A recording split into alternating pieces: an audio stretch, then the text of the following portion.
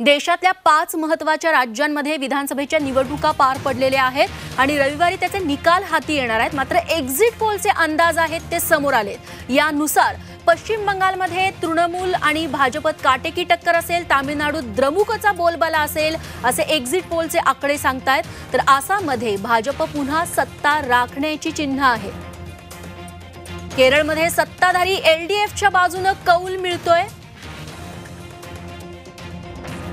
तेव्हा exit poll वेगवेगळ्या वृत्तवाहिन्यांची आता हाती आलेले आहेत आणि त्यांचे अंदाज वेगवेगळे आहेत। बघूयात हे एक्झिट पोल नेमकं काय सांगतायत। सुरुवातीला पश्चिम बंगालचा एक्झिट पोल आपण बघूयात। एकूण विधानसभेच्या जागा आहेत पश्चिम बंगालमध्ये 294, त्यापैकी तृणमूल काँग्रेसला तब्बल 128 ते 138 जागा मिळतील असं दाखवतंय।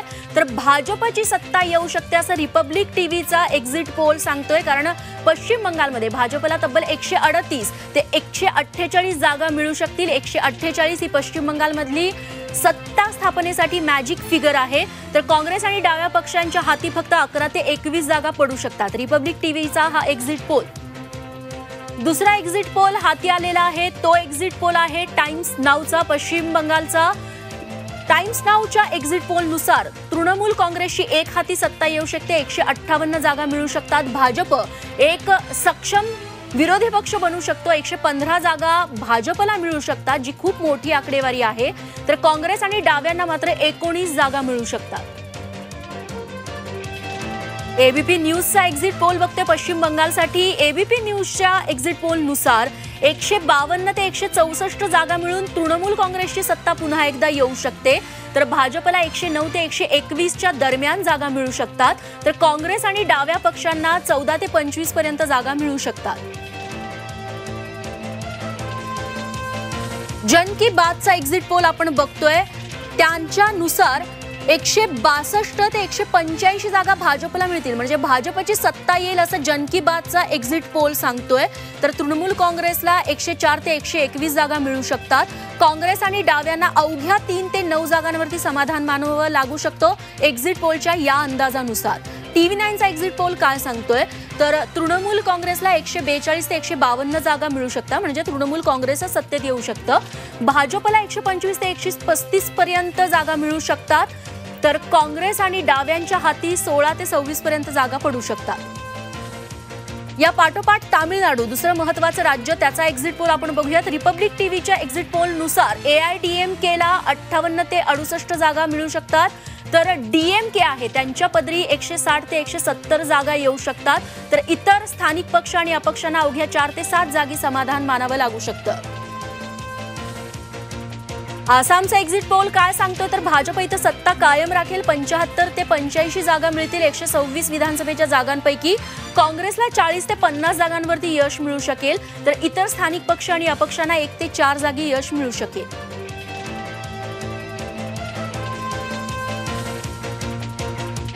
केरळचा रिपब्लिक टीव्हीचा आपण एक्झिट पोल बघतो। 140 एकूण जागा आहेत केरळामध्ये विधानसभेच्या, ज्याच्यामध्ये एलडीएला म्हणजे लेफ्ट डेमोक्रॅटिक फ्रंटला 72 ते 80 जागी यश मिळू शकतं। तर यूडीएफच्या पारड्यात अवघ्या 58 ते 64 जागाच पडू शकतात। तर भाजपला 1 ते 5 जागा मिळू शकतात असा अंदाज आहे। एक्झिट पोलचा हा अंदाज आहे।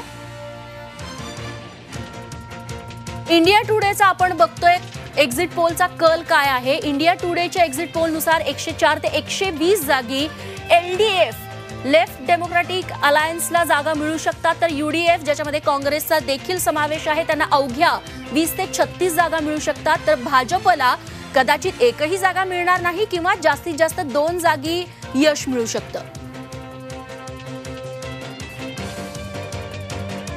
एबीपीचा एक्झिट पोल काय सांगतोय केरळ या राज्यासाठी, तर 71 ते 77 जागा या एलडीएफला मिळू शकतात। तर यूडीएफला 62 ते 68 जागी यश मिळू शकतं। यूडीएफला जास्त जागा मिळण्याऐवजी एलडीएफला जास्त जागा दाखवल्या जातात। तर भाजपला 0 ते 2 जागांपर्यंतच समाधान मानावं लागू शकतं।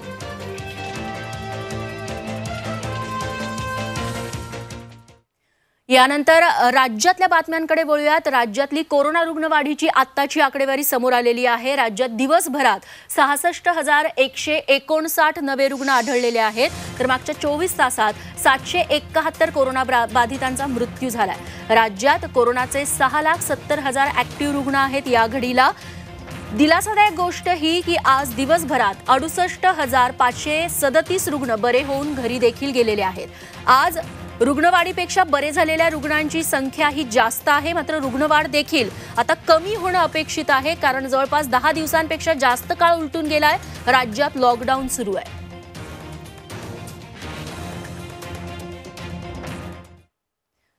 दुसरीकडे राज्यात 15 मे पर्यंत लॉकडाऊन वाढवण्यात आलेला असून कडक अंमलबजावणीबाबत पोलिसांना सूचना दिली असल्याची माहिती आरोग्यमंत्री राजेश टोपे यांनी दिली आहे। लस पुरवठा सुरळीत होईपर्यंत 18 ते 44 वयोगटासाठी लसीकरण सुरू करण्यात येणार नाही, असं देखील स्पष्ट संकेत राजेश टोपे यांनी दिलेले आहेत।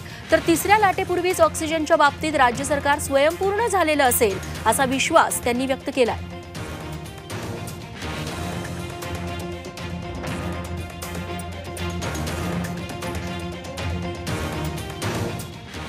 पोलीस विभागाने या संदर्भात अधिक दक्षता घेणं, काळजी घेणं आणि विनाकारण जर कोणी फिरत असेल तर त्याला निश्चित प्रकारे त्याची अडवणूक करून त्याला विचारपूस करून त्या संदर्भातली योग्य ती कार्यवाही करणं मला वाटतं गरजेचं आहे आणि तशा सूचना निश्चित प्रकारे देण्यात आलेल्या आहेत आणि ती आजच्या काळाची गरज आहे।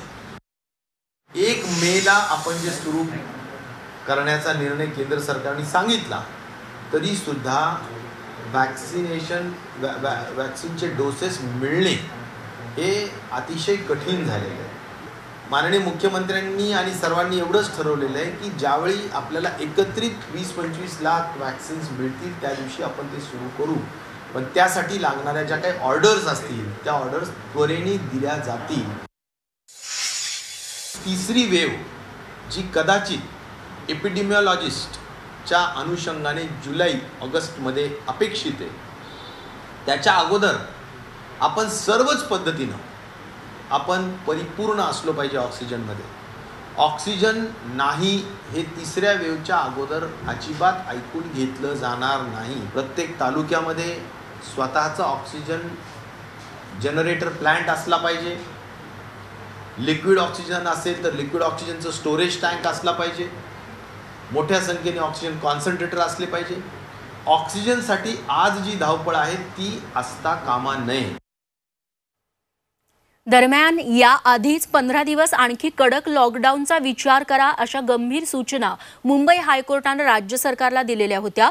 कडक लॉकडाऊनच कोरोनाला अटकाव करता येऊ शकतो असं मत न्यायालयानं मांडलं। लोक विनाकारण घराबाहेर पडतायत याबद्दल देखील कोर्टानं आक्षेप घेतला, नाराजी व्यक्त केली। मुंबई हायकोर्टानं नेमकं काय निरीक्षण नोंदवलं आज आपण बघूयात।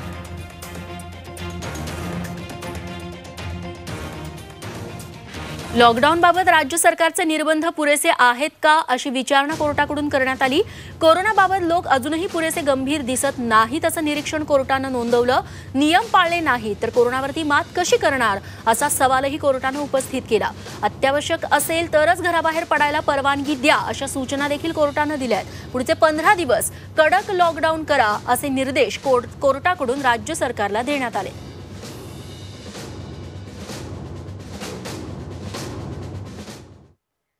सध्या संकटाचा काळ आहे आणि सगळे देश एकमेकांच्या साथीनं कोरोनाशी लढतायत। चीन मात्र वाकडेपणा सोडायला तयार नाहीये। सगळं जग भारताच्या मदतीला धावून येत असताना चीन मात्र त्यात कसं खोडा घालतोय बघा। कोरोना काळातही चीनचा ढोंगीपणा सुरूच। भारताला येणाऱ्या मदतीमध्ये चीनचा खोडा। चीनचे दाखवायचे दात वेगळे, खायचे वेगळे।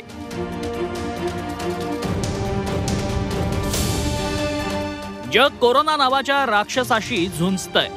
अशा वेळी बहुतांश देश एकमेकांच्या मदतीला उभे राहिलेत।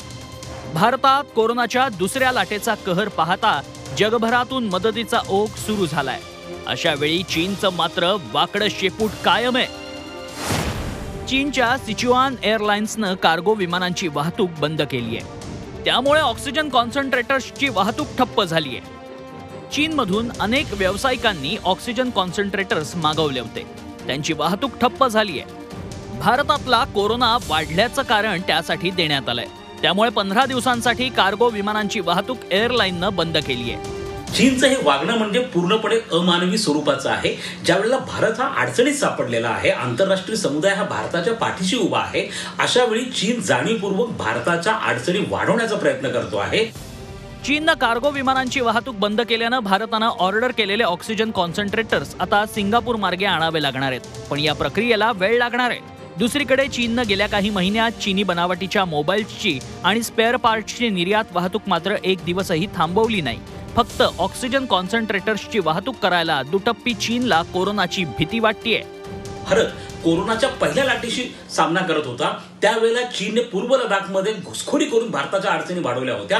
आता भारताच्या अडचणी कोरोनाच्या दुसऱ्या लाटेमुळे वाढलेल्या असताना चीन पुन्हा एकदा सीमेवरती कुरापती करू शकतो. त्यामुळे भारताने येत्या काळामध्ये चीनच्या बाबतीत अधिक सावध राहण्याची गरज आहे. चीनच्या परराष्ट्र मंत्र्यांनी भारताला संपूर्ण सहकार्य करण्याचं आश्वासन दिलं होतं.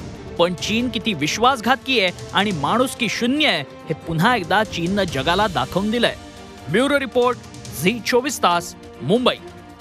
राज्यात आजही काही जिल्ह्यात अवकाळी पावसानं हजेरी लावली. पश्चिम महाराष्ट्र, उत्तर महाराष्ट्र आणि मराठवाड्यातल्या काही भागांना आज अवकाळी पावसानं झोडपून काढलं. सातारा, कोल्हापूरसह सांगली जिल्ह्यातल्या अनेक तालुक्यात आज पाऊस पडला. सलग तिसऱ्या दिवशी सांगली शहरासह तासगाव, पलूस, कवठेमहांकाळ, मिरज, विट्यासह काही तालुक्यात दमदार पावसानं हजेरी लावली. तासगावच्या काही गावात तर गारांचा पाऊस पडला. दुसरीकडे नाशिक जिल्ह्यात वणी, इगतपुरी, निफाडसह अनेक तालुक्यात सोसाट्याच्या वाऱ्यासह अवकाळी पावसानं हजेरी लावली. नाशकात अनेक ठिकाणी गारांचा खच पडलेला बघायला मिळाला. लातूर जिल्ह्यातही काही भागात अवकाळी पाऊस झाला. निलंगा शहर आणि परिसरात वादळी वाऱ्यासह जोरदार पाऊस बरसला. यामुळे निलंग्यात वीज पुरवठा काही काळ खंडित झाला होता. बातमी मागची बातमी म्हणजे